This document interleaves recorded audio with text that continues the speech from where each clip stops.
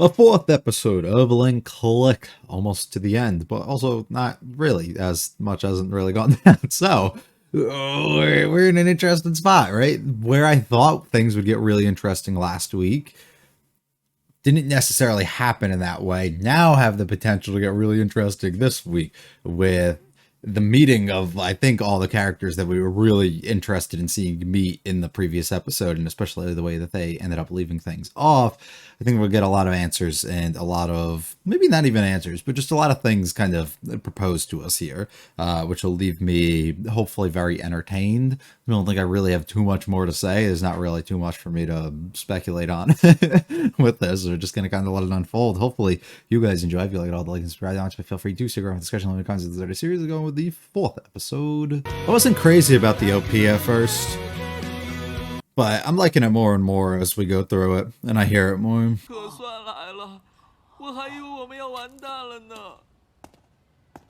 Lu Guang's terrified because he's seen him, and Cheng Jiaxi is like, "You are a pretty guy." You look tasty. Huh? Not even what does that mean? What do you mean by that? 他说啥？他说你好。你好。Whoa! Whoa! Nice to meet you. My name is Cheng Xiaoshi. I'm fine, thank you. And you? I'm Vin. Okay, yeah, we're just doing that. Sure, buddy. The youth these days don't seem to know their manners. What do if you've enjoyed his face? Further would be out of business. We can't be doing that.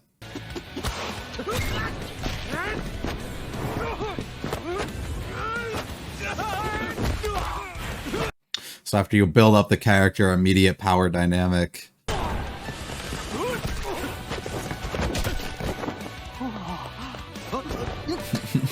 Come applaud him.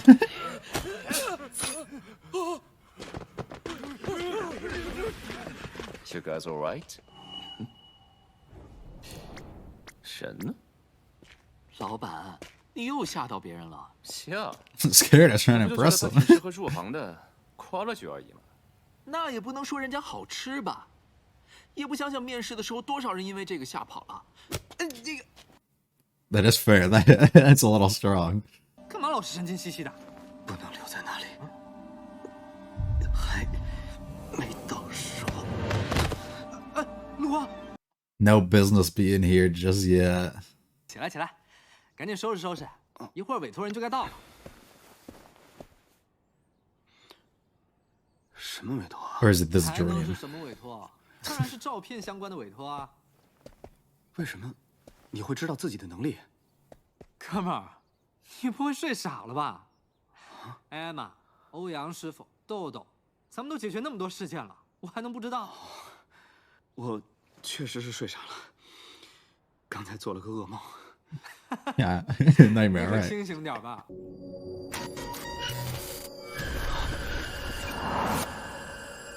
我们不是都已经死了吗？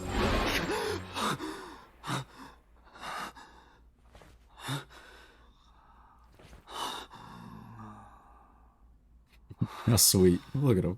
照片本该在程小时刚刚找到的时候就交给我， 成为我们一同调查的契机。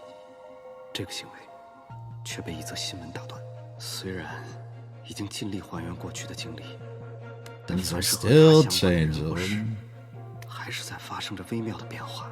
是因为我的选择，让死亡这个节点在确定性中，产生了不确定性。 It's 身体不 interesting. 舒服，大哥你消停点啊！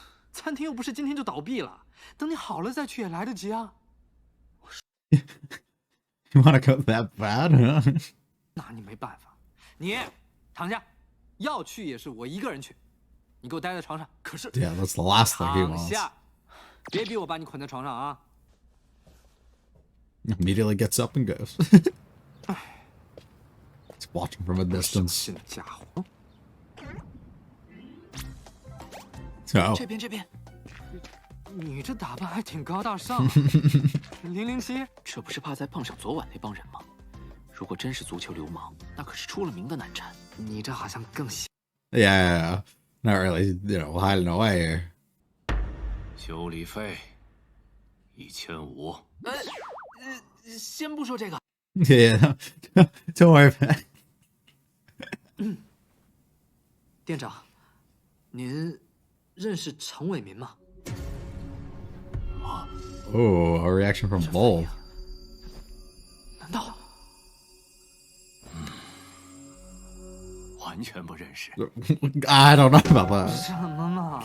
巴哈提是斯瓦希里语，指的是人生中不可预知的奇迹和机遇，或者说是命运。这一座名为巴哈提的语言学校，因为一场火灾，学校烧成灰烬。过了好多年，房产才被低价拍卖，我拿了下来开餐厅。你说的陈伟民跟这个语言学校有关系吗？我不知道。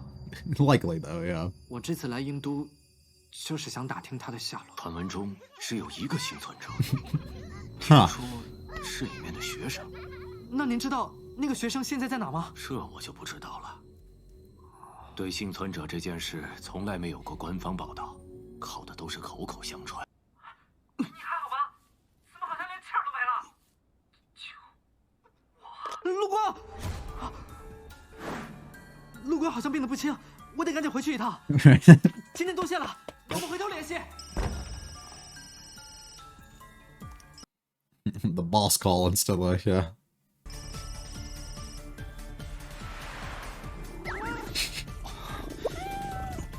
Takes off the damn hat and then they make one for themselves.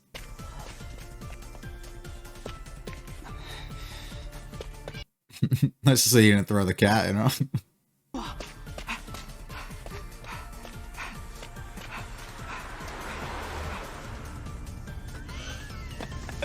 必须是我跟他一起在酒店查到照片。我要减少不确定性，这样才能想办法避开那条必经之路。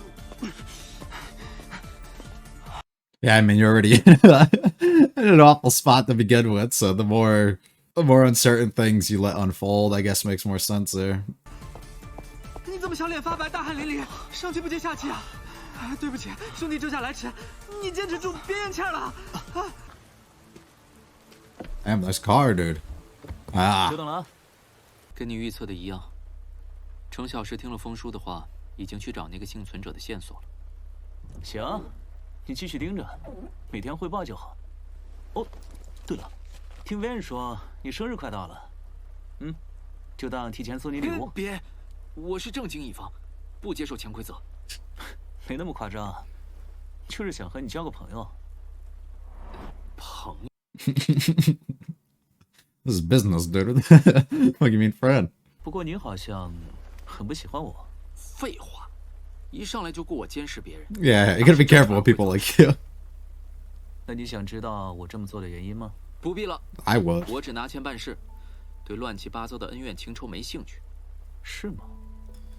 That's probably a smart thing. 今天的打工费，你看看。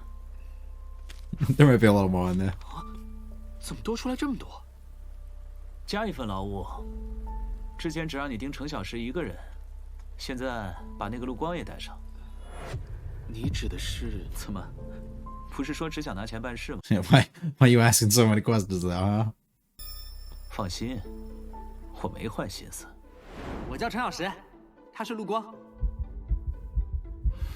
He was just looking at me funny. 越来越好奇了呢。就算新闻没有报道，社交平台上不也能找到线索吗？一 Until 查 it's just not 果然 there. 被我找到了不少。你看，就比如这个人，他的账号上就发布过自己经过火灾现场的画面。现在一切又都回到正轨 Yeah, 上来了。 that's what you wanted. All right. 拜托了，陆大师。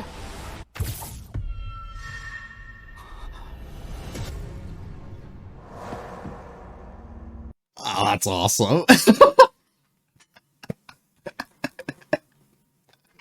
That's fucking sick. 你说什么？ What are you talking about? Give me the phone. All of a sudden you speak Chinese. Hello? He hasn't been briefed on any of this, so he has no clue. So we keep all the certainties, right? We're able to fix it, get things back on track. And now he's going to do something to alter that. Although, this will likely provide more info than they would have gotten originally.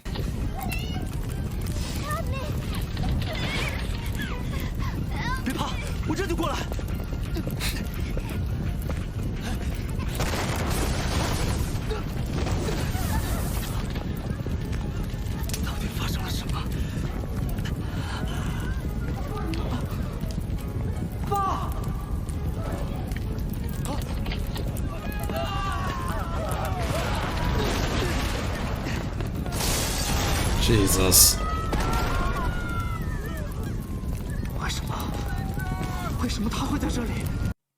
Why are you here is what you should be asking.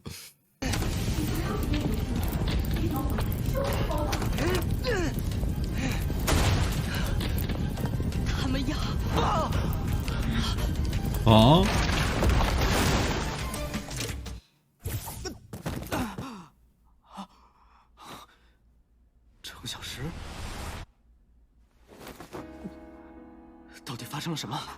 Huh. Back to powerless. Okay, now we're having some fun. Now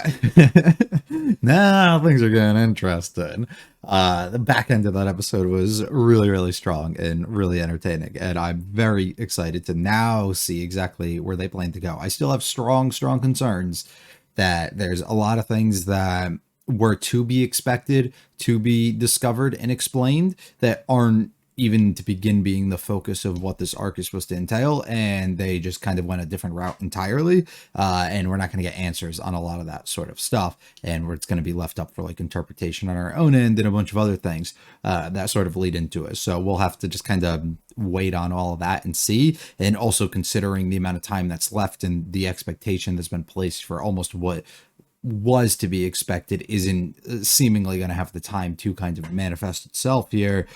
I am curious about future directions that we go, but I am pretty pleased with the back end of the episode, especially, and for the future stakes and the things that it leads towards. And while not necessarily providing us any answers or things that I feel like we weren't already too familiar or expecting into this, I do think it does a good job at actually giving us enough things to theorize and substance of that. It doesn't feel like they're just like minor weak kind of things that I felt like maybe episode 2 and 3 were providing, where it was like the people who really love to theorize and go in detail with a lot of this stuff like will you know, nitpick and like choose these small details like as if they have like this grand importance, when in reality it's probably nothing too crazy, and it might just help you, you know, understand something that potentially on a theory an episode earlier than it actually gets explained to you. But I do think that there's potential that this episode holds for things that are actually occurring or have occurred to never get explained, but to make sense through things that you're paying attention. And I think the primary example of that would be the Qingjiashi getting his powers in this scenario. So we could play it off in a direction that I think would suck completely and would just be terrible and I would hate, which is the idea that we manifested these abilities for whatever the purpose would be. I think that is just dumb, bad, poor, whatever word you want to use to describe it. I don't like that idea at all, and I don't really want to have to discuss it because I just don't think it's a good idea. The other two that I think are plenty plausible here are getting it transferred through something. So we're aware of, through contact with others, you can transfer an ability or a power directly to somebody. We've been firsthand shown that to other people. While I was under the assumption, and I think a lot of us kind of were, that this arc would kind of entail the understanding of where these abilities kind of stemmed from and came from, and we haven't really gotten any info that has kind of come out of that. I was assuming that we would maybe like learn about when they all first kind of like came about and where they came from and who was like involved with a bunch of that stuff. I thought we would get info regarding that, and it doesn't seem to be the case. It just seems to be almost, we're going to show you when they first kind of like came into understanding that they can use it, and Qingjiashi is the only one that we're actually aware is is having that, because Lu Guang already is kind of like had his, right? But the two things that come into my mind is, one, we get a scene when we end up meeting Vane, who ends up shaking the hand of Cheng Jiaxi, who has the potential there through physical contact with him to transfer this, right?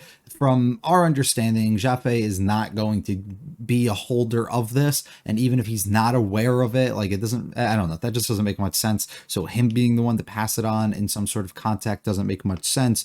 We don't, to my knowledge, unless there was a handshake in the last episode when we got to the airport, I'd have to go back and check. I don't think there was any physical contact from Xiaolu to Cheng Jiaxi, so I don't think that's the case either. So the only other person who, to my knowledge, has actually touched him in any sort of way is Lu Guang, who definitely didn't intend for this to happen, and also, to my understanding, doesn't have this ability anymore through the staying there past 12 hours already. So that wouldn't be his to kind of give over, and he wouldn't have been as shocked as he was, because he would have expected that. So the only person that makes sense to me in this situation is Vane to be able to hand it over to him. But that makes no sense at the same time, because what would his intention be? What would his purpose be for wanting to give somebody this sort of power, especially for what it later controls, and the possibility that he, or maybe Xiaolu, whoever it is well aware of the scenario that they're in, and aware of the potential timelines and the way that all this shit kind of works. And why would they not prevent that from happening going a little bit forward, unless it's just something where we have to kind of let the natural events occur in the same sort of way that Lu Guang's been intending this entire time, despite it, altering and changing on him. I struggle to find the reason for why he would do that, but I do think it would make the most sense that he would transfer, unless he wasn't under the assumption that he had it either, or had anything that could do this, and then he gave it over. I don't know. But from also what we've seen, there was like a pause in the only time that we've actually seen these sort of things get handed over to somebody else, where they were like aware of it, but it could have just been from like the idea that we were getting memories transferred in the other one, so like that had to be absorbed in some sort of way, versus like this is kind of a different situation, so maybe not, I don't know. The only other thing I can potentially think of is we do something with his dad leaving the note behind and leaving all of this stuff behind. Was the moment that he found potentially the photo, or potentially the page in the book that he wrote this stuff on, whatever it actually was a sort of indication that the moment you make contact or touch this thing, it would pass this sort of ability on. But then it would also leave many questions to me of, Lu Guang's seen this before, and this clearly isn't something that has occurred at this point ever before, and the photo seemingly was something that was involved at some other point as well in different timeline, and I think the book probably was. It didn't seem like he was going too far like different or anything, so I just have no clue exactly why that ended up occurring. Like, that just doesn't make much sense. The only thing I can think of outside of the idea that it was transferred directly through somebody is the opening ideas or lines that Lu Guang kind of gives off to us, which I would like to go read again. Not even the opening, it's 7 minutes in, so we'll go back to the beginning part and talk about that in a second. But I do want to just talk about this now, and putting the question on what he says with, could it be that my choices have created uncertainty for the node of death within certainty? So, one, what the fuck do you mean by that? Two, if I were to just kind of break it down in my own way, I think I could take it two different ways, and I'm probably wrong on both, but we'll try and figure out if either makes sense. So his uncertain choices that the uncertain things that are likely occurring. So we've discussed these nodes of death since literally the beginning. It's a barrier. It's a thing that you do not cross. It's a thing that cannot be crossed. Well, we don't know that, actually, the more that I still think about it.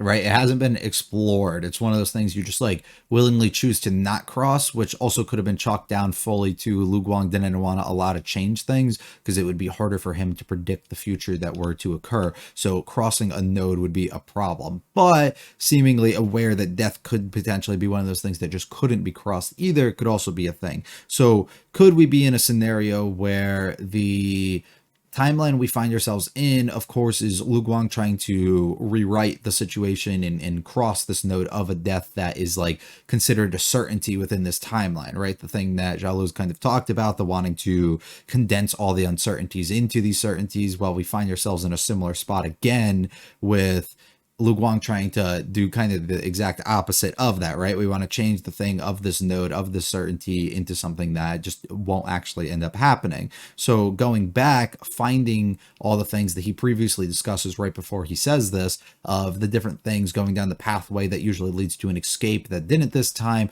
the changing of the different posters, like the Xiaolu being kind of at the airport when he wasn't met there before and instead met in different situation. So the speed of things kind of changing, just the environment around them altering and changing, the routes and the things that people do differing, so not making it as easy for him to kind of follow down a specific path that he's been used to before. So now, with all that stuff changing, why is that happening? So is there a potential, which I think is what he's questioning here, that the universe itself around him, maybe not necessarily an individual person, well, it could still be Vayner, it still could be Xiaolu or something like that, right? But instead the world around him altering itself, knowing that you're trying to cross this sort of thing to create an uncertainty for you, to allow the certainty of this death to likely occur at some point still, to leave things unpredictable and leave things more difficult, and put you in a position and put Cheng Jiaxi in a position that doesn't allow this to actually happen. I think like doesn't allow you to be successful in this scenario, I think might be the most likely way that he's kind of intending for this line to be met. Unless it's something else that's like just in general somebody else is altering it, right, and creating this so that the certainties that he's kind of aware of still don't end up kind of occurring, or they do end up occurring. It's weird like how you want to say it, because the idea that like all these routes have worked before and have been kind of being changed erases that own certainty, but the certainty of like the death of the node of that did not be crossed can be kind of ensured by you altering this and making it more difficult and near impossible for somebody else to kind of track that route of as you continue. So I guess it necessarily could be that. Maybe it's not as deep as I'm making it, but I feel like it kind of is. I feel like I just don't fully understand it. Maybe it's the way that the line's presented, but it's probably intentional for that reasoning. I don't know. I'd be curious what you guys think.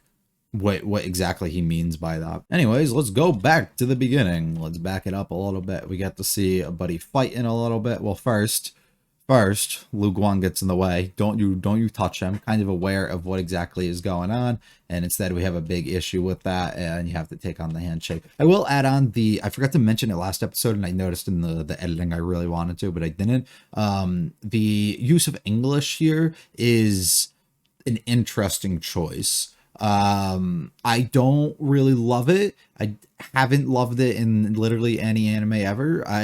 The only time I've actually liked the use of like different language and stuff is the way that they handled it in Vinland Saga, by just kind of like explaining that somebody speaks a different language, or like using like a different character to indicate that that's happening, but just speaking Japanese so that it's a little bit more fluent for the person who's kind of listening. For the overall production of it, I think is a lot stronger of an idea, but it does take some like overall immersion of that environment in the area that you find yourself to be in to be a little bit different. So I guess you just got to kind of pick and choose what you want. I think Vane does a good job of using it. I think it doesn't sound too bad when he's using it, but a lot of the other characters and even the background ones and stuff that we have speaking English is just a little rough on my own ears for hearing. But we get the handshake, so if that is our exact moment of what's going to be happening here, that would make a lot of sense. There is focus directly put on it. And also this, to clarify, would have to be something that happens after, because Cheng Jiaxi had multiple moments within the first episode that he did clap, whether it was like through contact with somebody else like Lu Guang or someone, or it was just on his own end of doing it. And I remember getting extremely scared of like him not being aware that this would be something that happened. It could just occur at random. Now you could just he has to be looking at a photo or has something like that kind of around him. But I do believe that had happened at one other point, and we weren't in a position that that it actually like didn't trigger, because even if that's not the case, then it just manifests itself, or he was just given it at some random point, and I don't really like the route of that. I do think that having a proper reason for where he got it from or how he got it works so much stronger as a thing, instead of just leaving another question unanswered. Actually boss, and he just has great abilities here. I don't know if I can get a read on him of like he's the one who's kind of like pulling all the strings for everything that's occurring here, or if that's like Xiaolu, or if each of them have their own individual things they're operating with, or both of them are just working together while having their own individual things, or they're both working together under the same idea of like what they're going for. I don't know. That's what I can't kind of read. He reads off more to me as like I'm the kind of guy who's just here for the actual like job to be done. Like I'm going to like kill you at some point. Like that's part of the job. I'm keeping an eye on you. I'm protecting. I'm doing like whatever. Like he seems like the fighter kind of type more than I think the other stuff. But through the knowledge that we've got of him being here for a specific reason, and then getting, you know, reasons to understand that somebody else was going to be here, likely them when they ended up booking a flight to come, like also seemed weird. So he probably has more than I think like is initially led on here. Like he understands a lot more. And then we get the immediate like power dynamic that we get. See, no, because he claps here, but it's just a photo thing then, so that doesn't really work.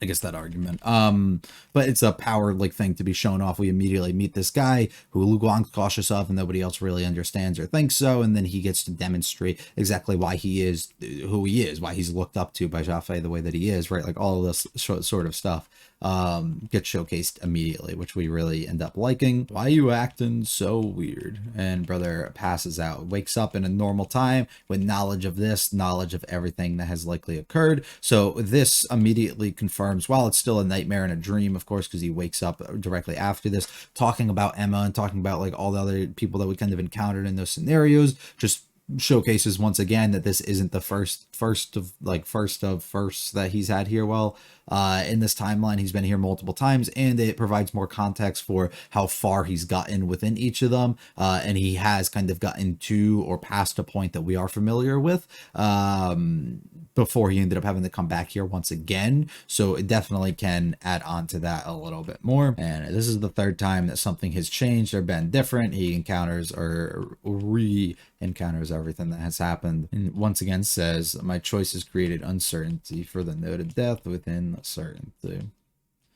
Father is as sick as they sort of come, and he can't really do much, and he has to send brother out to go do his job here. Of course, extremely cautious, extremely worried about what's going to happen. So I wonder in this moment if Chen Yoshi is, because he immediately like turns around like he's going to go back. Does he go this way because he has his own intentions? Like, could we play around with theory that he's timeline hopping at moments too?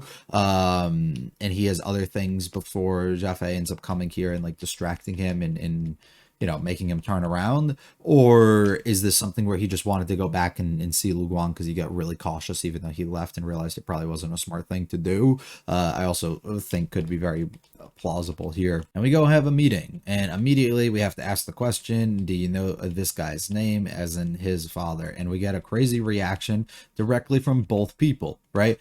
I don't know if so where I'm at here, because he says that he doesn't actually know him. Why the hell would you have an exaggerated reaction? That's just not true. That's a lie. Could it just be it's a name he hasn't heard in a long time, but he doesn't really know anything at all about him, so he was just kind of caught off guard by it? Is it he actually does know a lot about this and he doesn't want to explain it because he's been advised not to? I don't really know. There's probably more to it. We'll probably learn a little bit as we continue there. We will likely make the assumption, I think at least I will, that Zhafei is aware or making this reaction not because he's aware of the name or who that was or the importance or anything, but more so under what we get later when he's in his conversation with Xiaolu, that he would bring up what ended up happening within the fire and this person from years and years ago. So the fact that he was like, holy shit, this guy was right, how did he know that he was going to be asking about all of this, potentially could just be the reason for his own reaction. But boss man over here, I have no clue what exactly he's got going on. Creates an entire thing of what actually happened within this, and it was something for language school, and ended up getting burnt down.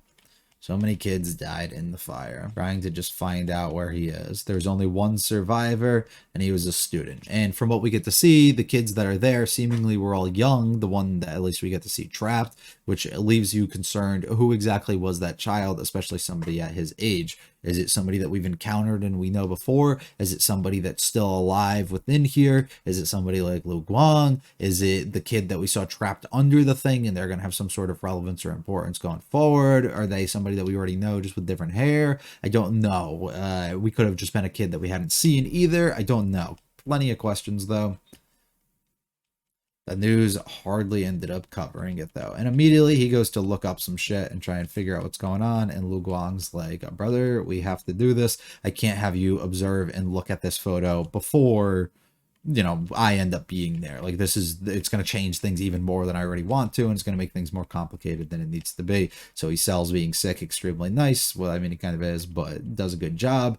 I love the cats just kind of surrounding him and being on him. And then his little chase back home. Shows how much Qingjiaxi cares for him, but at the same time, his ability to kind of maneuver and sneak around this. And ultimately, he ends up being successful. Hello, boss man. Working underneath everybody. Can give you extra info, doesn't really want it. What's in the present box? Is it actually a bribe or is there something else? I don't know. I'm really curious. I hope it becomes relevant again if it was something else. But doesn't really want to know any more info than what he's already working on because it could just complicate things even more for him. Gives him extra money because I need you to do more, but don't ask any more questions on that. So his suspicion of Lu Guang would make sense to me just from potentially Vane telling him what had occurred and who this guy was, and then recalling back to the idea that he met this guy at the airport and something sounded off with him. It probably is just enough reason there, but also maybe he has his own intentions for the reasonings. I don't know. He's just curious in general. Brother really wants to find his father, gets really, really excited, finds the image from Mr. James Brown 78. Now we've got a lead. The next step should be... Oh, somebody's gone. The phone just disappearing with it. And has no clue what the fuck he's doing, where exactly he is, and what's happening. He runs into the building immediately to help, burning fingers, breaking things, altering things potentially that should be altered more. So here's one of the kids. So we know this kid doesn't seem like it. I don't recall somebody who looks any sort of similar. Does this kid die? Strong potential, especially what just happened there. There might be more kids elsewhere. The death of plenty of others around them, unless this is that one kid dead there. But I think that it's probably others as well. And he goes upstairs, tries to break open the door after hearing his father's name. There's some girl here with the hoop earrings, whoever the fuck you are. I don't think that's his mom. We get like a little shot. Let me see if I can get it. Yeah, I mean, it looks like him. It would make sense. I don't think it's not. I don't think it's not him. So, you know, that would make sense. But something gets in the way and it forces whatever the reason that this comes up for the rewind likely or the fast forward, I think is what it's indicating. And he ends up coming back to where we are now. So we get no indication directly of why exactly he came back. I don't think he like clapped as he was falling or we got anything to signify that. So unless he did and it was accidental, unless there's like some sort of time limit, unless there's somebody else who can pull him out. It's not the 12 hours for sure, so that's not what happened.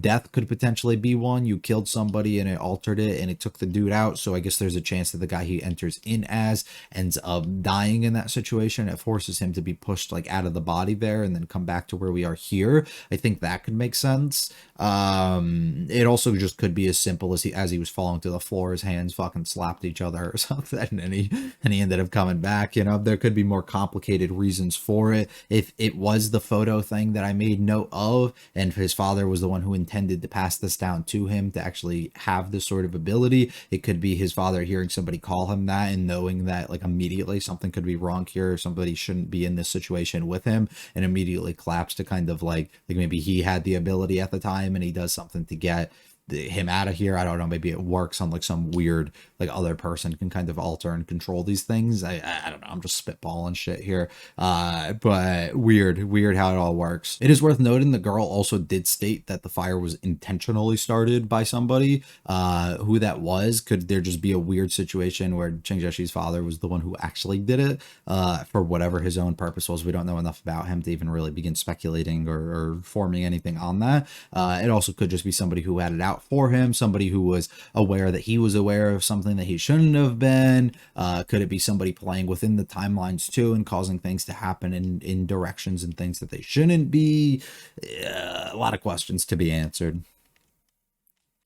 What happened there, and immediately becomes traumatized of what happened, the first experience he had to go through. I could do nothing, which is a experience and issue he's continuously had to go through, wanting to cross these things, wanting to fix things, wanting to alter things. But this has also happened at an earlier time than it was supposed to before. Probably not something he was supposed to experience and see at this point. Probably something he was supposed to gain and not have to understand on the sort of traumatic level either. So it could be, I don't know, it could be bad. It could be bad for him to have to experience it as early as he can here. That alters things potentially in the way that they end up moving forward. I don't know. That's all I'm going to have. Hopefully maybe something was kind of making sense there from what I was spitting at. Maybe not at the same time. But let me know what you guys think. We got 2 more of these to go, and I'll be here for the next 2 weeks. If you guys liked it all, hit the like and subscribe. Don't feel free to check out the channel and comment to the sort of series. I'll be back for the next couple of weeks. You guys have a great one. Peace.